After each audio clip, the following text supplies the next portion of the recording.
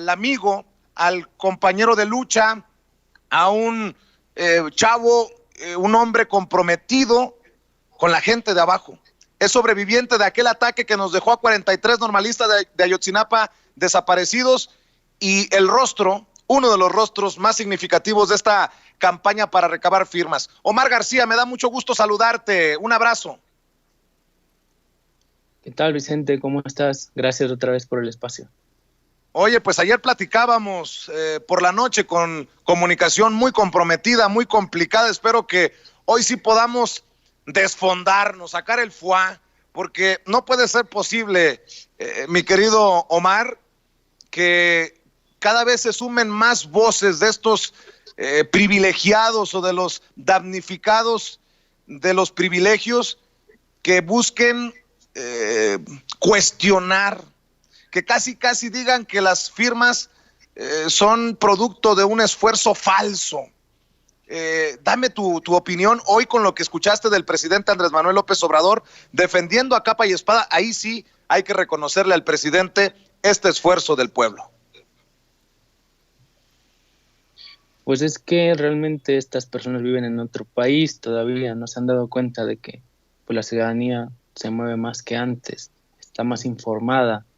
Los youtubers como tú y otros pues hacen su trabajo y pues dan cuenta de lo que está pasando, de cómo se las gastaban, y pues arrasamos, nos teníamos como meta 2 millones de firmas y sin embargo logramos un poquito más. Entonces pues ahora salen a decir, no, son falsas porque piensan que somos iguales, piensan que somos igual que ellos, que hacían trampa. Oye, mi querido Omar, fíjate, si me permites, voy a hacer mención de esto que creo que refleja los dos países. El país al que tú le pedías que firmara para la consulta popular y lograr las más de 2,5 millones de firmas que se llevaron al Senado, y el México de los privilegios y de los personajes estos que escriben literalmente a lo pendejo.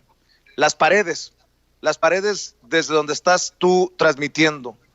El ladrillo refleja, pues, la humildad, el lugar que no tiene necesariamente de lo que se han beneficiado muchos.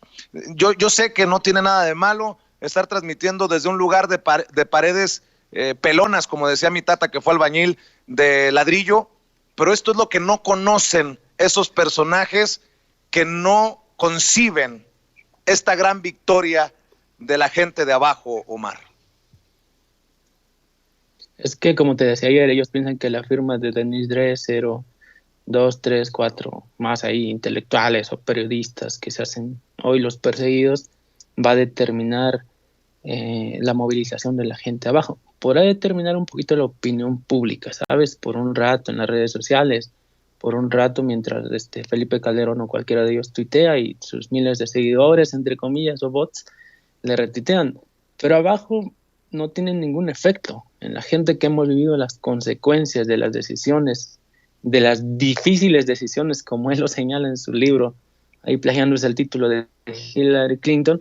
Pues es distinto. Y esa gente es la que salió a firmar.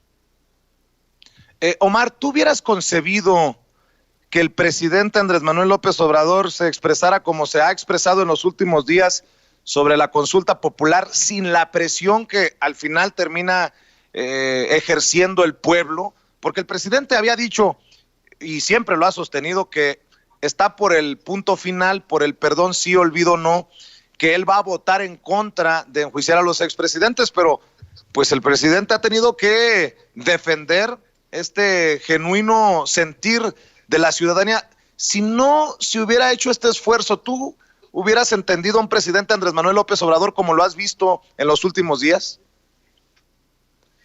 No lo concebíamos, pero también sabemos que en parte sirvió, porque por un lado el presidente siempre lo ha dicho, ayúdenme a transformar el país, ayúdenme a mover este elefante reumático que es el gobierno. Entonces pues dije, pues hay que tomarle la palabra, hay que ver cómo está la situación en el país, las organizaciones, el sentir de la gente y el sentir político mismo, ¿no? Entonces pues tomemos la palabra y hagámoslo. hasta que finalmente pues nos ha respaldado, y eso es muy importante. No hay precedente pues de que un gobierno respalde una iniciativa como esta. Respaldaban las iniciativas de los empresarios o de Isabel de Wallace o por ahí, ¿no? Pero no algo genuino de abajo de la ciudadanía.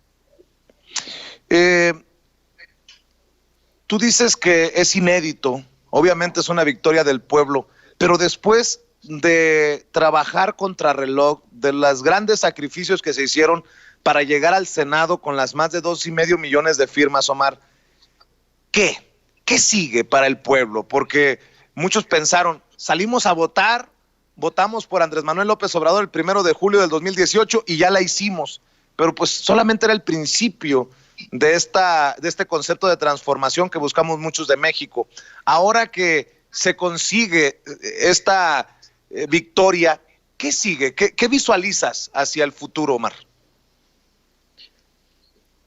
Pues comienza una etapa en la cual la democracia se va volviendo más participativa y deliberativa. Colocamos un tema en la agenda pública en muy poquito tiempo. Ahora hay que darle continuidad, hay que debatir, hay que asegurar que el INE, la Cámara de Senado, la mesa directiva del Senado, la Suprema Corte obedezcan la voluntad popular. Hay que estar muy pendientes, hay que defender lo que vamos construyendo, lo que vamos logrando. No se trata solamente de, ya firmamos, ya se acabó. No, se trata de estar pendientes e informados de lo que sigue. Y si nos quieren burlar, si nos quieren invalidar todo el proceso, pues hay que estar, hay que rodear a la Suprema Corte o al INE, no sé, hay que movilizarnos. Exacto, porque esto no termina nada más entregando las firmas, todavía hay un proceso. El Senado le entrega al INE, tengo entendido, las firmas, ¿no? Y después, ¿qué sigue?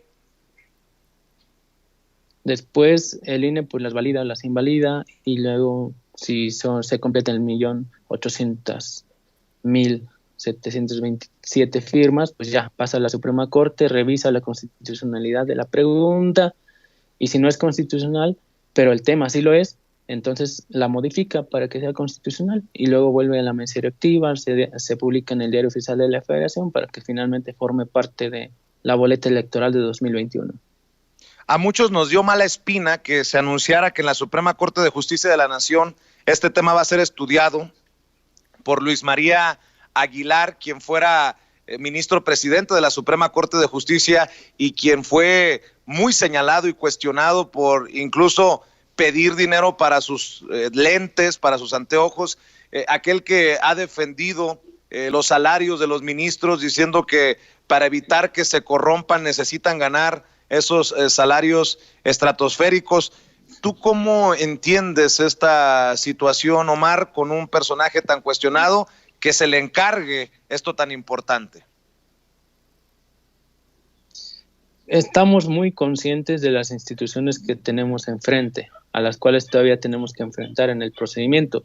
El INE, en primer lugar, no es nuestro aliado. La Suprema Corte con este ministro tampoco es nuestra aliada. Entonces, esperemos, repito, que sea la voluntad popular, esta demostración de la gente que salió a votar, la que garantice que se respete el procedimiento. Nosotros vamos a llamar a movilizarnos en todo caso, porque, bueno, no es cualquier cosa lo que hicimos en tan poco tiempo, aún con todas las trabas, el poco tiempo que teníamos y que no hay precedente, pues, en este sentido. O sea, no nos esforzamos en vano como para que de pronto venga la Suprema Corte y nos venga con tecnicismos. Pues, ¿qué esperaban del pueblo? El pueblo no va a tener tanta cultura legal. Eso se construye poco a poco y estamos en ciernes, pues, de iniciar este proceso en el cual la gente se inmiscuya poco a poco. Pero por ahora la Suprema Corte tendría que modificar la pregunta si esta no es constitucional, aunque nosotros sentimos que sí lo es. Algunas cosas, mi querido Omar, para no agobiarte y para no quitarte mucho tiempo. El presidente fue muy cuidadoso y responsable al referirse a este esfuerzo de la ciudadanía, del pueblo, y dice que no fue un partido o una organización en particular, y yo suscribo, no llevaba una bandera más que la bandera de la consulta popular, el encabronamiento para enjuiciar a los expresidentes. El presidente dijo que tanto tú como Epigmenio Ibarra le informaron de los avances de esta campaña, de estos esfuerzos. ¿Tú tuviste personalmente comunicación con el presidente? ¿De qué hablaron? No, con el presidente no, pero con su equipo. Pues sí, claro, le informábamos pues que cómo íbamos y tal, solamente, o sea, y que pues a lo mejor él ya había olvidado los fraudes electorales, tal, pero nosotros teníamos que llamar a cuentas a Peña Nieto por los 43 o por la guerra contra el narco a Calderón, etcétera, y que pues respetara la voluntad del pueblo. Es más, aquí hay una cosa interesante, Vicente. Mucha gente piensa que la gente obedece a AMLO, tal cual, que se le arrodillan y quién sabe qué tantas cosas, ¿no? No es cierto, la gente a veces también contradice a su presidente. Participó mucha gente del partido, sí es cierto, firmando, recaudando firmas, y mira que era contrario a la voluntad, a lo que decía AMLO. Él decía, si hay consulta, pues no voy a votar por el no. Y sin embargo la gente salió a firmar porque dijo, no estoy de acuerdo con el presidente, queremos que se haga la consulta y sí queremos que se enjuicie a los expresidentes. Fíjate cómo son las cosas, Omar, perdón que hago un paréntesis aquí, pero sin censura a través de nuestra corresponsal Alina Duarte, siguió de cerca este proceso, le dio puntual seguimiento como, y lo digo con toda la responsabilidad y con todo el orgullo, como no le dieron seguimiento Televisa, Azteca, Milenio, Imagen, como no le dieron seguimiento los Ciro Gómez Leiva, los Joaquín López Dóriga, los Carlos Loret de Mola, los Brosos, y me llama mucho la atención que en este momento me estén reportando que la plataforma, mientras entrevistamos, fíjate nada más cómo son las cosas, está sacando a muchas personas. Entran, se están 5 segundos y los saca la plataforma. Si esto no es un ataque contra medios independientes y alternativos, que sí estamos haciendo la talacha, que sí estamos informándole al pueblo, pues yo no sé cómo entenderlo, pero me imagino que tú estás acostumbrado a esto y cosas peores, mi querido Omar. A eso, a los ataques provenientes del gobierno, a los ataques provenientes incluso de egresados, que recientemente no quiero darles mucha publicidad, pero por ahí andan también luchando por puestecillos públicos en Guerrero, con Morena, por cierto, qué mal que lo hagan atacando a los sobrevivientes, pero bueno, estamos acostumbrados, ya se nos resbala todo, ya, pobrecitos. Oye, Omar, ya que decías que la gente no acata al pie de la letra y con cheque en blanco lo que dice el presidente Andrés Manuel López Obrador, ¿tú qué piensas del presidente? ¿Tú le has dicho a su equipo tu sentir, tú le has hecho extensiva tu opinión sobre el hecho de que el presidente diga que va a votar en contra del juicio a los expresidentes, que ha estado insistiendo con el punto final, que ha estado insistiendo con un perdón sí, olvido no? ¿Tú qué piensas de esta postura del presidente Andrés Manuel López Obrador? Pues soy contrario a su postura en cuestión del perdón, o sea, no puede haber perdón. Él, como representante del Estado, tiene que obedecer la voluntad popular. Abajo, la gente afectada por la guerra contra el narco, las desapariciones forzadas, el feminicidio, etcétera, pues pensamos distinto. Estamos dispuestos quizá a perdonar, pero no a rajatabla, no en ese sentido, por supuesto que no. Estamos a favor de una justicia transicional o de otra índole, pero no en el perdón absoluto, en ese sentido, pues creemos que debe haber justicia y esto implica castigo a los responsables del pasado, porque no se trató de juegos ni de bromitas al pueblo, se trató de una guerra contra el narco que afectó a miles de personas. Para cerrar, Omar, hace falta un diálogo ahí, pero nosotros no estamos en contra del presidente, porque al final de cuentas Ayotzinapa, pues ahí va la investigación y eso está muy bien. Para cerrar, Omar, amplio. Déjame preguntarte, ¿es esto también una lección política? Y no sé si, no quiero ofender a nadie, ni quiero amarrar navajas, pero también esto no termina siendo una lección política para el mismísimo presidente Andrés Manuel López Obrador y que se acate lo que él ha prometido de gobernar obedeciendo al pueblo, porque el pueblo literalmente se ha revelado al presidente que dice perdón sí, olvido no, punto final, no al juicio contra los expresidentes. Esta es una pues una forma del pueblo de decirle al presidente, pues no estamos de acuerdo con usted, señor presidente, ¿no? Claro, claro, en parte sí lo es, en parte pues también se entiende que el presidente quiere el apoyo de la gente para estas cosas, ¿no? Lo hemos visto, por ejemplo, recular ante otros temas donde la oposición se ha manifestado. Y yo siempre he dicho, bueno, las organizaciones sociales de abajo, el pueblo también tiene que hacer recular al presidente en algunas cosas que pues también sentimos que no podrían ser de esa manera, no con el ánimo de joder, porque es muy diferente nuestras posturas de la oposición. Nosotros hacemos crítica constructiva, criticamos haciendo las cosas, no criticamos en el Twitter y nada más a lo jodido. O sea, nosotros no queremos derribar el proyecto para nada, nosotros queremos contribuir pero con el proyecto, pero también con los proyectos que hay abajo. O sea, ahí está la oportunidad, tomen la palabra el presidente de todas las organizaciones. Si tienen proyectos, es hora de construir. Es hora de construir, tiene vía libre para hacerlo en sus comunidades, en sus pueblos, en sus territorios. Participemos. Qué chingón mensaje, Omar. No nada más oponerse por oponerse, no nada más hablar por hablar, no nada más gritar por gritar, hay que hacer. Y eso es precisamente lo que han demostrado ustedes, los que se organizaron, y así como nosotros lo narrábamos, lo reportábamos, pues fue muy emocionante. Si me permites pedirte que te despidas con algo, a mí me gustaría que te despidieras, por ejemplo, ¿cuál sería el mensaje de Omar García?